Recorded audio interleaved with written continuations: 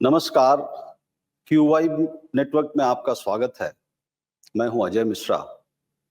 आज हम बात करेंगे यूक्रेन क्राइसिस की और यूक्रेन के प्रेसिडेंट जेलेंस्की साहब की। ऐसा लगता है जैसे जेलेंस्की दिन ब दिन अपने ही जाल में फंसते जा रहे हैं। हिंदी फिल्म की एक बहुत ही मशहूर डायलॉग है कि अजीत कहते हैं कि इसे लिक्विड ऑक्सीजन में डाल दो। लिक्विड इसे जीने नहीं देगा और ऑक्सीजन इसे मरने नहीं देगा। लगता है जेलेंस्की खुद ब खुद लिक्विड ऑक्सीजन में हो गए हैं। लिक्विड उन्हें जीने नहीं दे रहा है और ऑक्सीजन उन्हें मरने नहीं दे रहा है। जिस हिम्मत, जिस उन्माद के साथ उन्होंने रशिया के साथ जंग की शुरुआत की थी 3 साल पहले, अब 3 साल बाद, लाखों लोग के मरने के बाद, एक तरीके से पूरे यूक्रेन के तबाह हो जाने के बाद, ऐसा नहीं है कि तबाही केवल यूक्रेन में है, रशिया भी तबाह हुआ है, लाखों लोग उधर भी मारे गए हैं, उधर भी तबाही का एक भयंकर मंजर है। पर युद्ध आज जहां खड़ा है, वहां युद्ध खत्म करने को ज्यादा आतुर, ज्यादा विवश जेलेंस्की दिख रहे हैं। पर उनकी स्थिति यह है कि लिक्विड यानी पुतिन उन्हें जीने नहीं दे रहे और उनके साथी नाटो देश, खासकर अमेरिका, उन्हें मरने नहीं दे रहा है।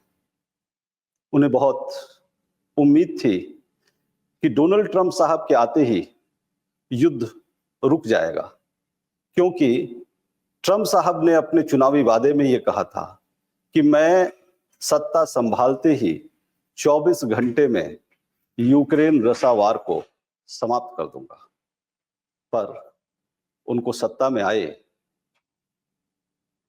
30 दिन हो गए, पर युद्ध वही है और युद्ध खत्म होने के कहीं कोई आसार नहीं दिख रहे, बल्कि युद्ध में नई कंट्रोवर्सीज जुड़ते जा रही हैं। जैसे कि उन्होंने पहले कहा था कि युद्ध खत्म होगा, पहले कहा था कि यूक्रेन इसके लिए जिम्मेदार है, और आने के बाद उनके सुर बदल गए। उन्होंने कहा कि यूक्रेन को तो हम खामखा के पैसे दे रहे हैं, पैसे की बर्बादी है, और हम $200 बिलियन यूक्रेन को दे चुके हैं और अब तक क्या हुआ। जबकि सच ये है कि अमेरिकी संसद ने $177 बिलियन का स्वीकृति यूक्रेन के लिए किया था। पर उससे भी हैरत की बात कि जेलेंस्की साहब का कहना है कि हमारे पास तो महज $75 बिलियन ही आए, यानी कि 40% आया, 60% का कहीं कोई पता नहीं।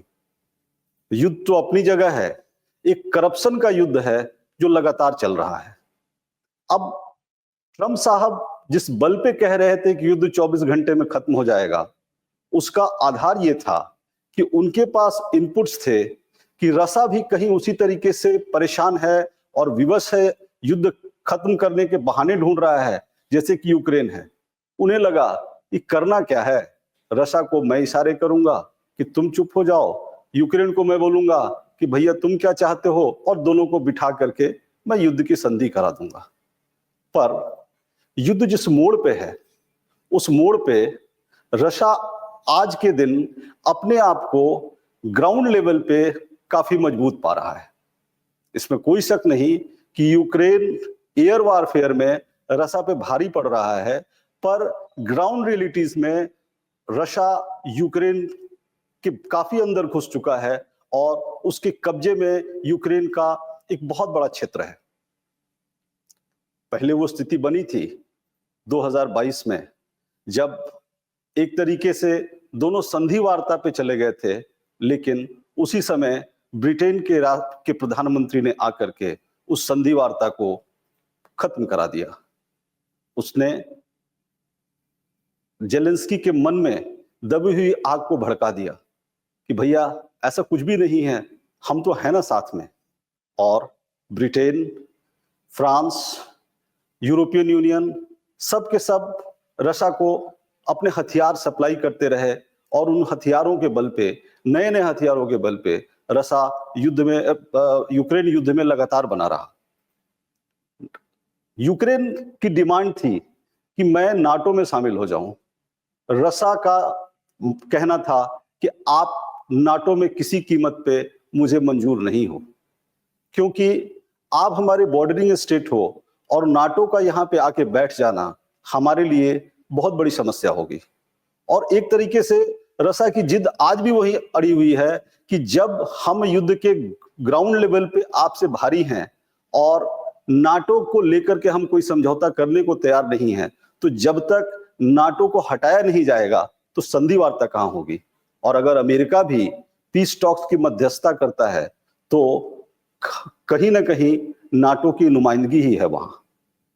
अब नाटो देश जब भी ऐसी स्थिति बनती है कि युद्ध थम जाएगा, जो अभी स्थिति बनी जब डोनाल्ड ट्रंप साहब ने कहा कि अब हम अगले 3 महीने तक किसी भी तरह का कोई सहयोग यूक्रेन को नहीं करने जा रहे हैं, तो फ्रांस आगे आ गए और फ्रांस ने कहा कि आप हमारा मिराज 2000 यूज करो। नीदरलैंड के रास्ते F-16 की सप्लाई शुरू हो गई। अब इन सप्लाई के बल पे फिर से यूक्रेन एक्टिव हो जाता है, पर लड़ाई लगता है कि यूक्रेन और रशिया से ज्यादा पर्सनालिटीज की लड़ाई हो गई है। यूक्रेन के राष्ट्रपति जिस तरीके से पुतिन को किसी कीमत पे बर्दाश्त करने को तैयार नहीं है, उसी तरीके से पुतिन भी जेलेंस्की को बर्दाश्त करने को तैयार नहीं है।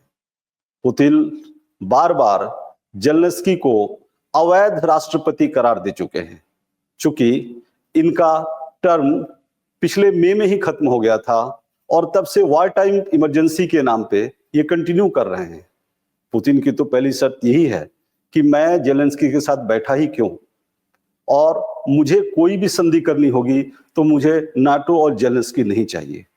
और जेलेंस्की का है कि मैं पुतिन के साथ नहीं बैठ सकता। अब सवाल है कि दो लोगों के पर्सनालिटी क्लैश में एक पूरा देश बर्बादी के मंजर में उस तरीके से खड़ा है कि वो दिन गिन रहा है, वो चाह रहा है कि किसी पल कोई समझौता होए और शांति वापस आए। ऐसे में अमेरिकी राष्ट्रपति ने एक नया ही राग छेड़ दिया है, और राग केवल उनका नहीं है, इस राग में यूरोपियन यूनियन भी शामिल है। क्योंकि लड़ाई की शुरुआत ही ये जब कर रहे थे तो रशिया के खिलाफ डिफेंस करना एक विषय था, लेकिन उनके मन में तो था कि यूक्रेन बहुत ही मिनरल रिच कंट्री है और इसके मिनरल रिजर्व्स पे हम कैसे जाएं। लगातार बाइडेन साहब अपने कार्यकाल में जेलेंस्की को समझाते रहे, औपचारिक तौर पे कहते रहे कि आप कुछ न कुछ हमें ऐसा दो जो हमें अमेरिकी जनता को दिखाने के लिए ठोस दिखे। लेकिन जेलेंस्की भी स्मार्ट थे, उन्होंने कम से कम यूक्रेन को वहां झुकने नहीं दिया। पर आज लड़ाई वहां पे आ गई है कि लड़ने की स्थिति में यूक्रेन नहीं है। रशिया भी युद्ध नहीं चाहता है, पर उसे जेलेंस्की और नाटो में यूक्रेन का शामिल होना मंजूर नहीं है, और जेलेंस्की के पास कोई रास्ता नहीं है।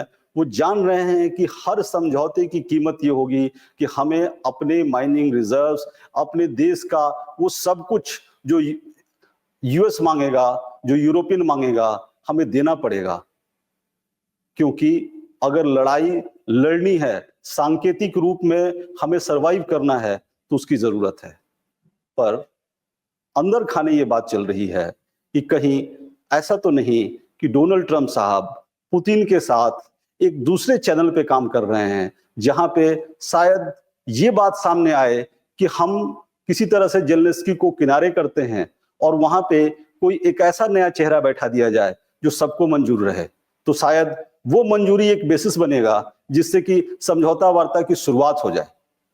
पर खोना तो यूक्रेन को पड़ेगा ही, और नाटो को लेकर के नाटो की सदस्यता को लेकर के एक असमंजस बन ही रहेगी।